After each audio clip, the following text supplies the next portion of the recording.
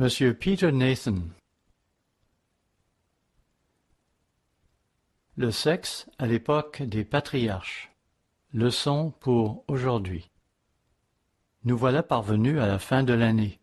Demain soir marquera la fin de 2017 et M. Weston devra être patient avec nous car nous n'aurons pas encore déménagé d'ici là. Par contre, nous avons bien l'intention de le faire peu après. Si vous avez activement suivi les médias ces derniers temps, vous aurez certainement remarqué qu'il s'affaire à préparer une liste des faits saillants qui ont marqué l'actualité en 2017, qu'il s'agisse de faits réels ou inventés.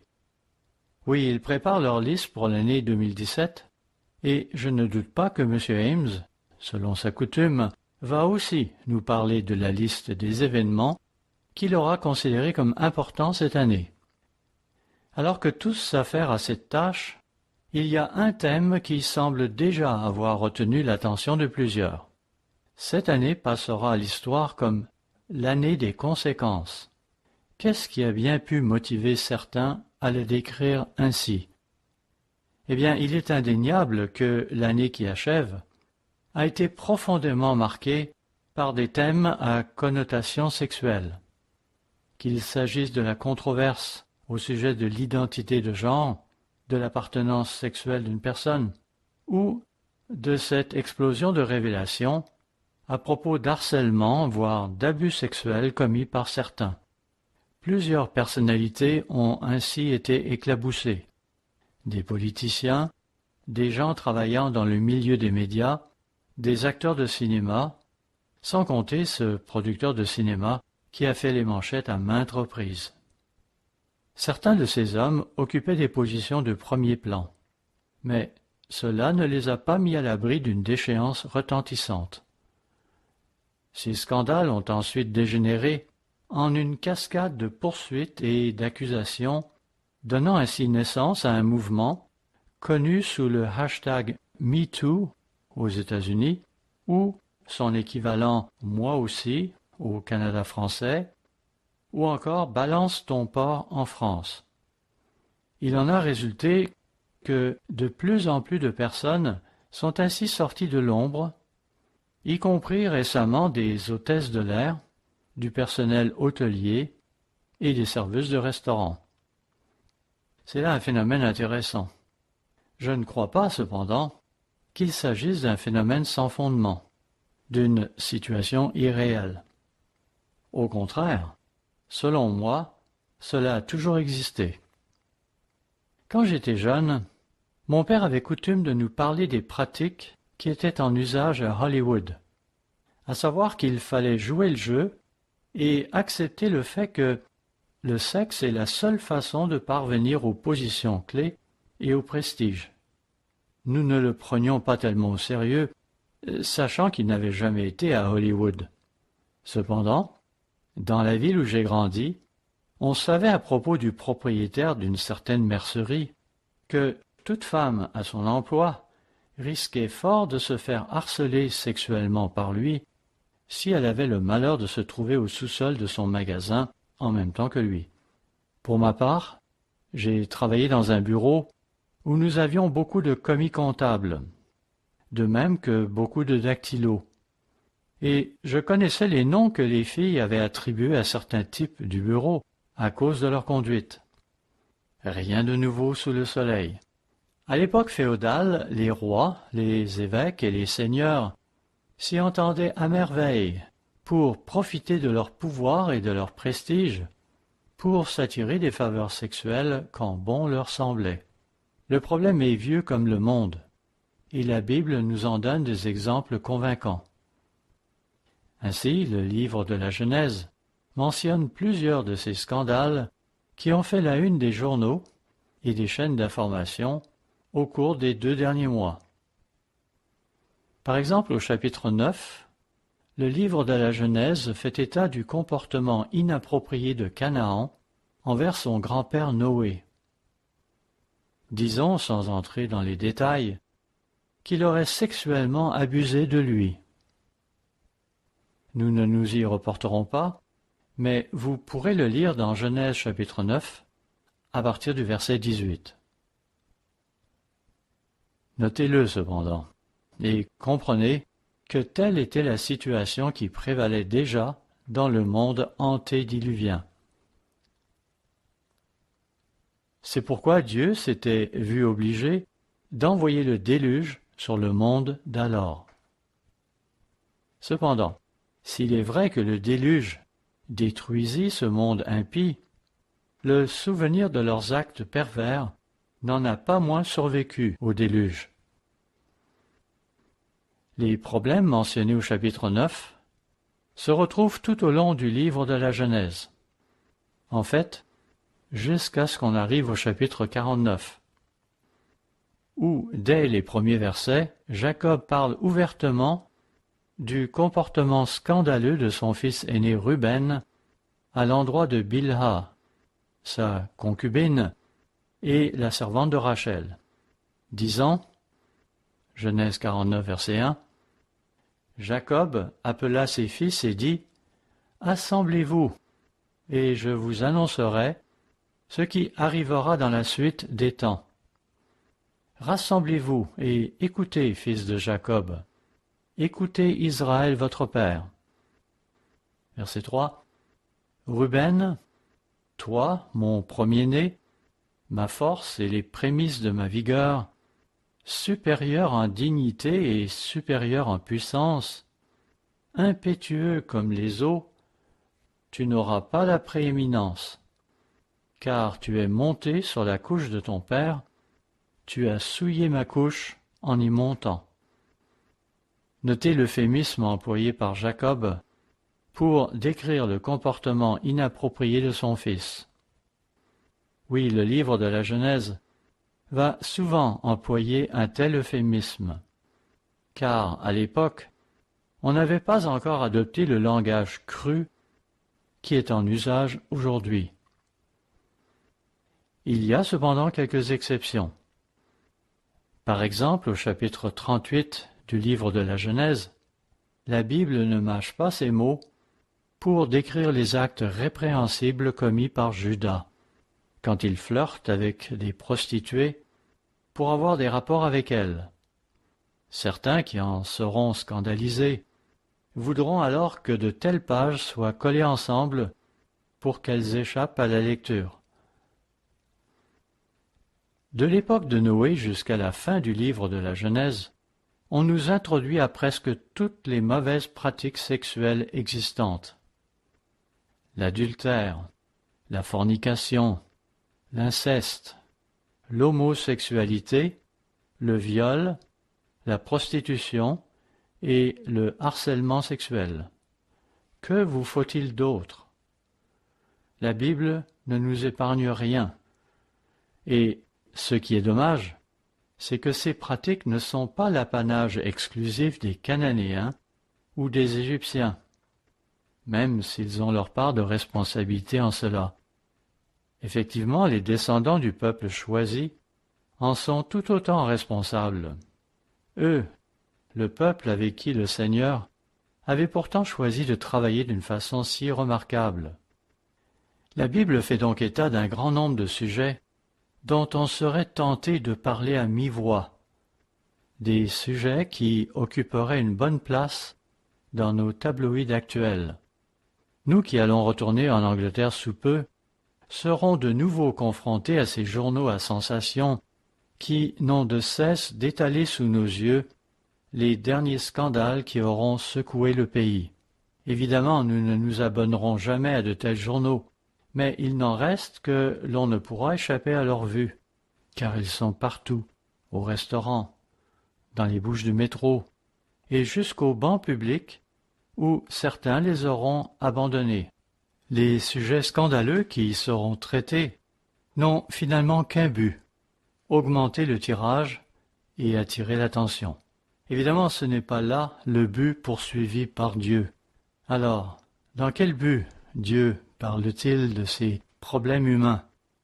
Eh bien, M. Wallace Smith a déjà abordé ce sujet précédemment, lorsqu'il a référé à 1 Corinthiens chapitre 10, où il est dit que ces choses ont été écrites pour nous, qui sommes parvenus à la fin des siècles, afin que cela nous serve de leçon.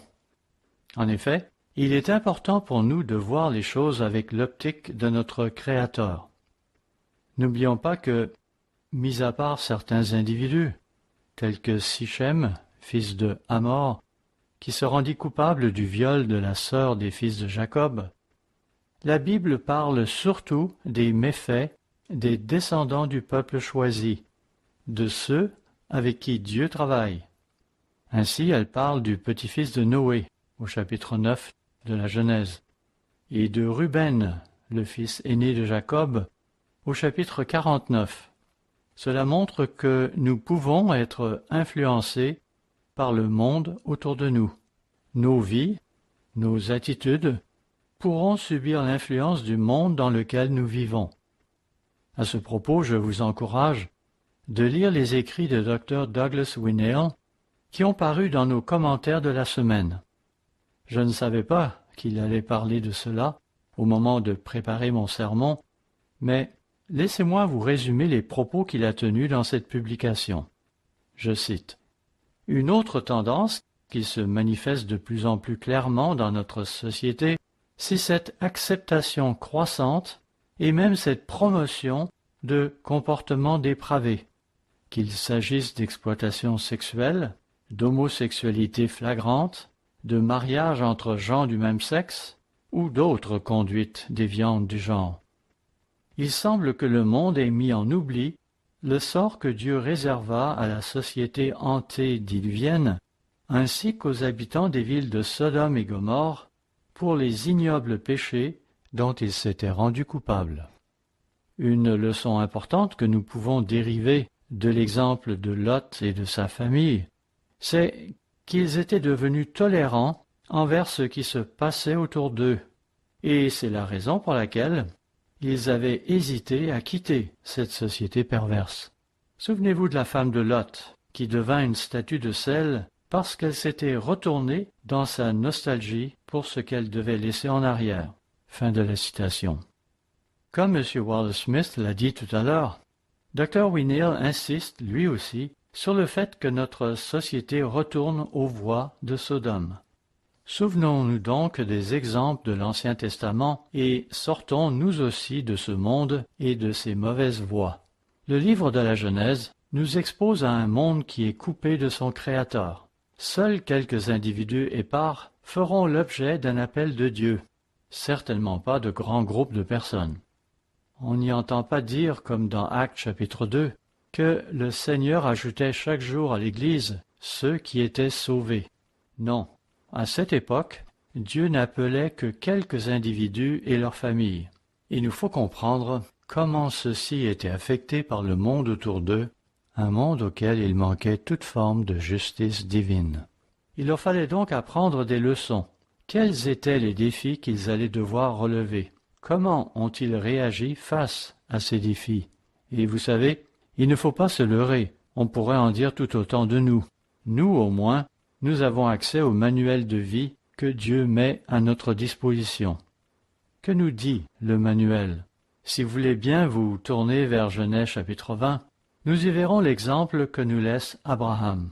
Dans Genèse chapitre 20, verset 1, il est question d'Abraham alors qu'il s'établit à Guérar, une ville où Abimélec était roi.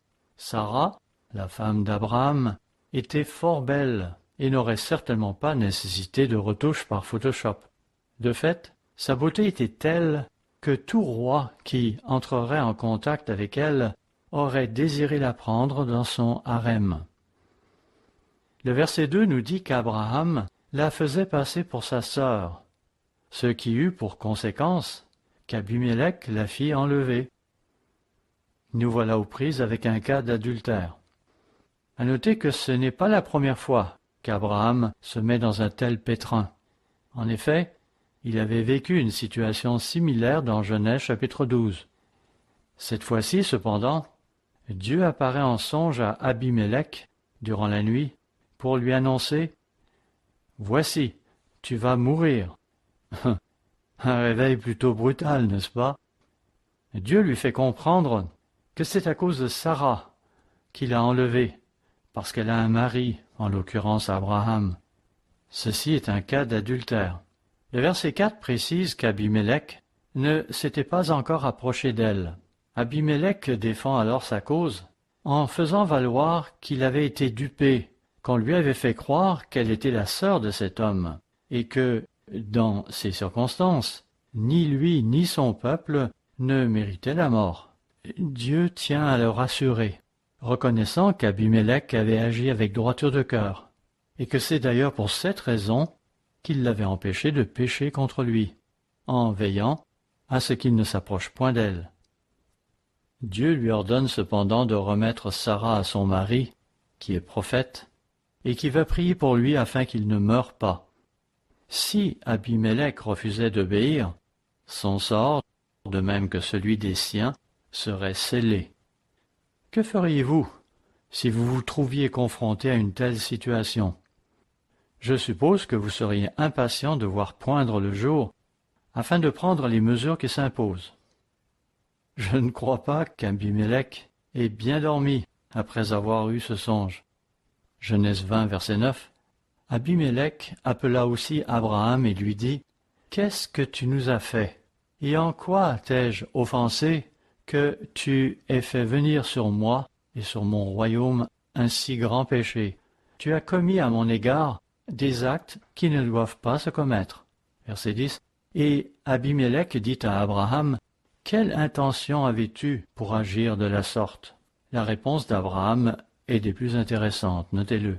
Verset 11. Abraham répondit « Je me disais qu'il n'y avait sans doute aucune crainte de Dieu dans ce pays, et que l'on me tuerait à cause de ma femme. » Puis au verset 12 et 13, il essaie de se justifier en faisant valoir le point qu'elle était vraiment sa demi-sœur. Par ailleurs, conscient de sa beauté et des risques qu'il encourait à cause de cela, il avait convenu avec elle de la faire passer pour sa sœur, car il tenait à sa peau. On peut alors se poser des questions quant à la foi d'Abraham à cette étape de sa vie. D'accord, ce qui avait pu le motiver à jouer ce jeu, c'était probablement parce qu'il ne s'attendait pas à ce que les gens de l'endroit aient une quelconque crainte de Dieu. N'empêche qu'il avait tout de même mis en péril la vie de tous ces gens, sans compter la sienne et celle de sa femme, et cela parce que sa propre crainte de Dieu laissait à désirer. Il est vrai que 2 chapitres plus loin, dans Genèse chapitre 22, après avoir reçu l'ordre de sacrifier son fils Isaac, nous voyons Dieu qui le félicite en disant, au verset 12, Genèse 22, verset 12, « Je sais maintenant que tu crains Dieu et que tu n'as pas refusé ton fils, ton unique. » Cependant, à l'époque de Guérar et de ses démêlés avec Abimélec, il apparaît que la foi d'Abraham n'était pas encore aussi ferme. C'est pourquoi il avait eu recours à ces expédients humains. Son but immédiat, en la circonstance, était de sauver leur peau. Il ne se demandait pas comment leur mariage allait être affecté par ce petit jeu, ni comment Dieu allait pouvoir leur accorder la promesse d'un héritier au cas où Sarah serait confinée dans le harem d'Abimélec. Abraham souffrait manifestement de myopie à l'époque. Cela dit, en guise de contraste, j'aimerais maintenant citer l'exemple que nous laisse l'arrière-petit-fils d'Abraham, Joseph. Comme vous le savez, Joseph fut vendu en tant qu'esclave au pays d'Égypte. Là, il se rendit vite indispensable à son maître, mais devint simultanément la cible des convoitises de la femme de ce dernier. Après l'incident dont parle Genèse chapitre 38, un chapitre que les âmes sensibles préféreront éviter, car il y est notamment question des relations incestueuses de Juda avec sa belle-fille Tamar, nous en venons à ce chapitre qui relate la vie de Joseph en Égypte. Genèse chapitre 39, verset 1. On fit descendre Joseph en Égypte, et Potiphar, officier de Pharaon, chef des gardes, égyptien, l'acheta des Ismaélites qui l'y avaient fait descendre. Verset 2.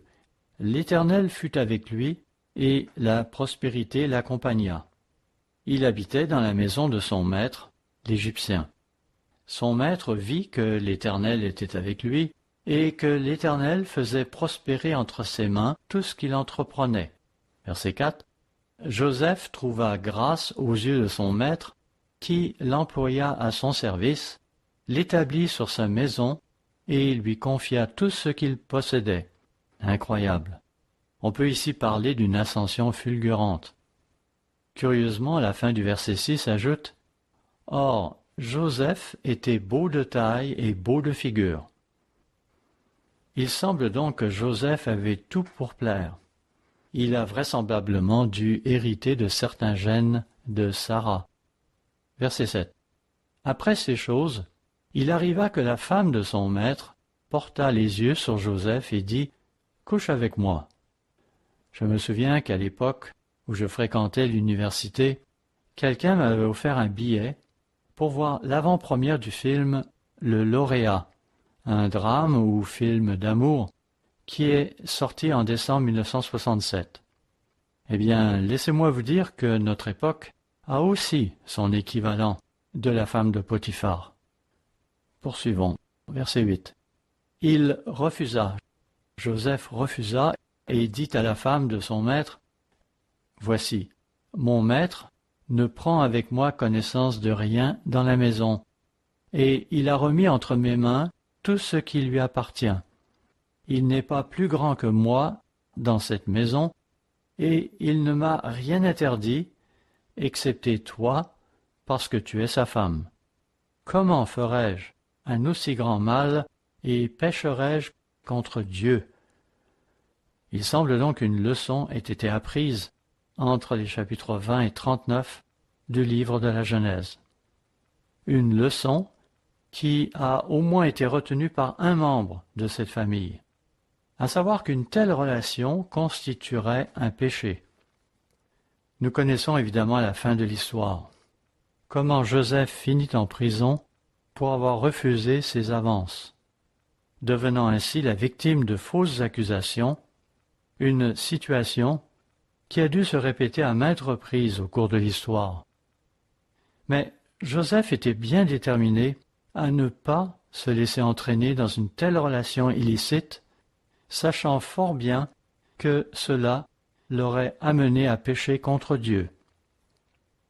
Cela est conforme à la leçon qui peut être dégagée de Genèse chapitre 20, où Dieu communique en songe le même concept à Abimélec, disant « Oui, Abimélec, je sais que tu as agi avec un cœur pur, car tu ne savais pas que cette femme était mariée.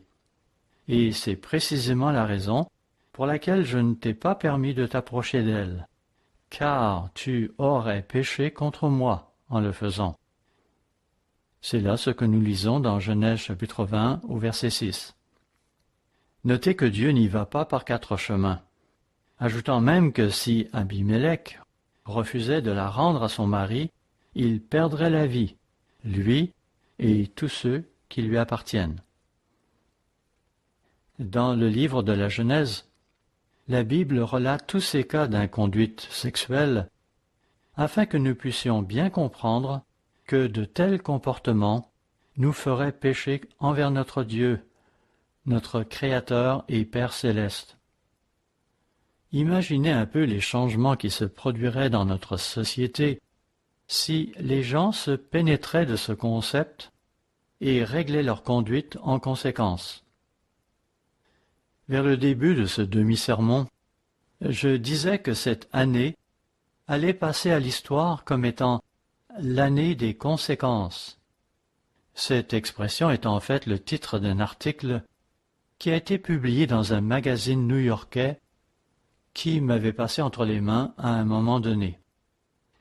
Grâce à Internet, j'ai pu retracer ce magazine. Et quel ne fut mon étonnement lorsque je vis le titre du dernier article qu'on y publiait. Article qui s'intitulait « Les meilleures scènes de sexe au cinéma et à la télévision en 2017 ». Quelle contradiction! D'un côté, on s'offusque du comportement de certains hommes qui se rendent coupables d'exploitation et de harcèlement sexuel. D'un autre côté, voilà que, pas longtemps après, on publie un article pour glorifier un tel comportement.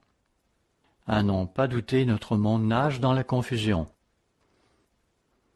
Pourtant, à travers les pages du livre de la Genèse, Dieu ne nous laisse pas dans l'ignorance à propos des problèmes sexuels que les gens avaient à cette époque.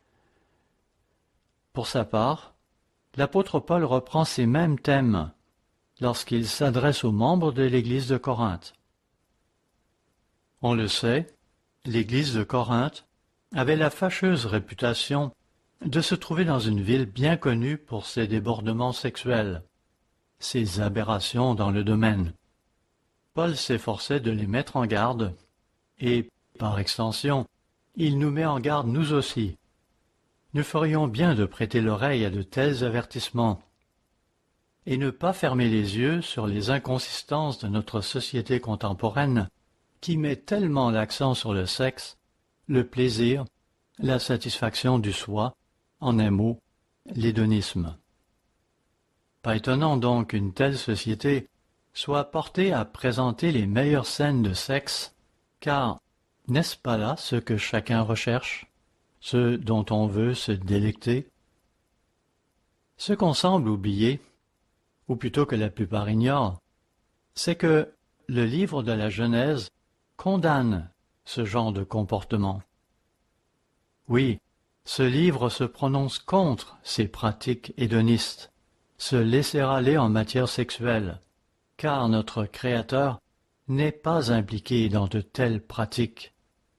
N'oublions pas que c'est Dieu qui a créé les hormones de notre corps, ainsi que les pulsions sexuelles qui en découlent. Lui seul est habilité à nous dire comment en faire usage à bon escient, selon ce qu'il avait planifié. Veuillez à présent vous reporter à 1 Corinthiens chapitre 6, au verset 15, où il est dit, 1 Corinthiens 6, verset 15, « Ne savez-vous pas que vos corps sont des membres de Christ? » Ainsi, depuis que nous nous sommes déclarés pour Christ, nous ne nous appartenons plus. Notre but est à présent le royaume de Dieu. Nous voulons en faire partie à tout prix et faire bénéficier la création de ce que Dieu lui apportera. Nous sommes bien conscients des problèmes qui confrontent ce monde et comprenons que nos corps ne nous appartiennent plus pour que nous en fassions ce que bon nous semble. Et Paul d'ajouter, « Prendrais-je donc les membres de Christ pour en faire les membres d'une prostituée ?» Verset 16. « Loin de là. Ne savez-vous pas que celui qui s'attache à la prostituée est un seul corps avec elle? » Cela dit, certains vont considérer que la prostitution n'est rien d'autre qu'un échange de services, impliquant bien sûr une rémunération. Il est un fait que notre société est vendue à ce genre de perversion. Tout à l'heure, M. Smith a mentionné ces films qui remontent à quelques années en arrière. Je n'ose même pas imaginer ce qui a été produit depuis. À nouveau, verset 16. « Loin de là, ne savez-vous pas que celui qui s'attache à la prostituée est un seul corps avec elle?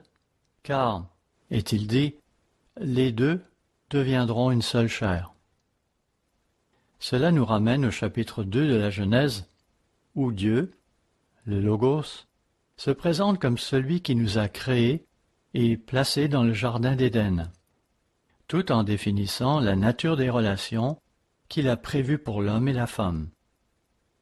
Puis au verset 17, il dit « Mais celui qui s'attache au Seigneur est avec lui un seul esprit. » Au verset 18, il en vient à cette recommandation que tout parent va faire à son enfant.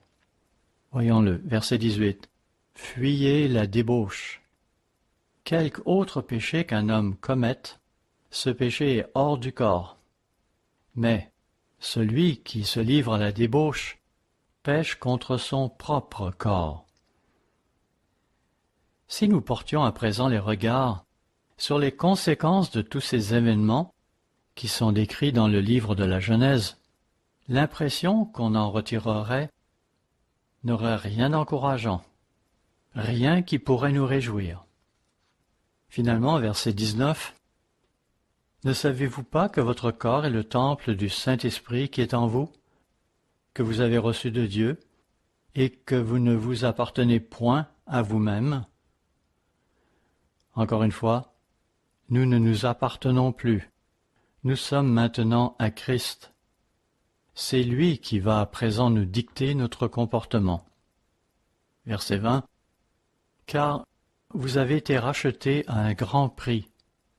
Glorifiez donc Dieu dans votre corps et dans votre esprit qui appartiennent à Dieu. » Quelle est notre perception de nous-mêmes? Comment nous voyons-nous dans ce monde? À quel point désirons-nous nous impliquer dans ces voies?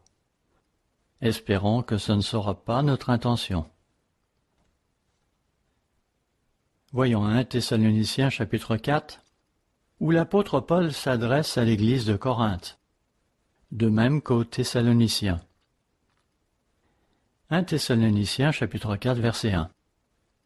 Au reste, frères, puisque vous avez appris de nous comment vous devez vous conduire et plaire à Dieu, et c'est là ce que vous faites, nous vous prions et nous vous conjurons au nom du Seigneur Jésus de marcher à cet égard de progrès en progrès. Voilà ce que nos vies devraient refléter à présent. Elles devraient refléter les fruits de l'esprit. Tout ce qu'elles devraient refléter n'est pas abordé ici. Il faudra aussi consulter d'autres passages pour cela. Continuons au verset 2. Vous savez en effet quels préceptes nous vous avons donnés de la part du Seigneur Jésus. Ce que Dieu veut, c'est votre sanctification, c'est que vous vous absteniez de la débauche. C'est ce qui est attendu de nous, qui sommes les prémices de Dieu.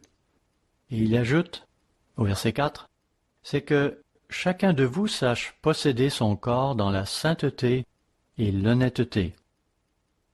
Oh, certes, le sexe a sa place, quand on le considère dans le contexte du mariage.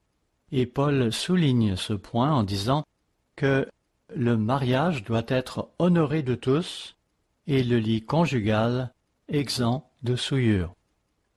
Oui, c'est là une belle chose que Dieu a créée pour consolider l'union d'une femme et de son mari.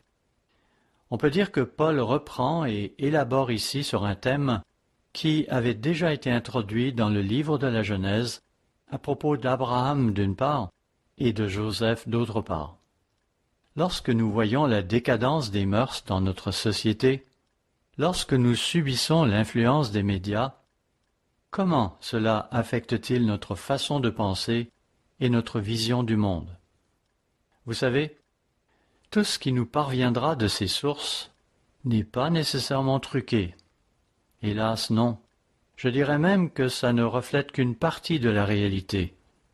Je le sais car je ne suis pas tombé de la dernière pluie. Je suis très au courant de ce qui se passe dans le monde, de la façon dont les gens mènent leur vie. À nouveau, est-ce principalement les médias qui vont influencer notre façon de vivre, ou sera-ce la parole de Dieu? Nous laissons-nous guider par ce manuel de vie qu'il nous donne afin de cultiver de bonnes relations avec quelqu'un du sexe opposé? Est-ce la crainte de Dieu qui nous motivera dans les rapports que nous aurons avec notre époux ou épouse ou une personne du sexe opposé que nous serions amenés à fréquenter? Pensez-y. Comme Abraham dut l'apprendre, et comme Joseph l'avait appris, il parvint à refléter la voix divine en cela. J'espère que nous ne manifesterons pas un comportement licencieux comme celui de Judas, du prince de Sichem ou de Ruben. Qui prendrons-nous pour exemple? Aurons-nous profité de l'exemple d'Abraham? Si oui, nous pourrons comprendre et apprécier ces exhortations que Paul adresse aux Corinthiens ainsi qu'aux Thessaloniciens. Il est intéressant de noter que Juste avant de s'adresser aux maris et aux femmes, à la fin du verset 21 d'Éphésiens 5, Paul nous exhorte de nous soumettre les uns aux autres dans la crainte de Christ. Avoir la crainte de Christ suppose que nous comprenions qui il est et ce qu'il nous dit, ce qui dirigera nos pas. Nous pourrions aussi considérer le psaume 119, comme M. Smith l'a fait précédemment, et nous demander comment procéder pour nous orienter dans la vie. La réponse devrait bien sûr être « Nous suivrons sa parole ». Nous développerons un profond respect pour les choses de Dieu, pour ses normes et les intentions qu'il nourrit à notre égard. Tout cela afin de pouvoir véritablement atteindre le but qu'il a fixé pour chacun de nous.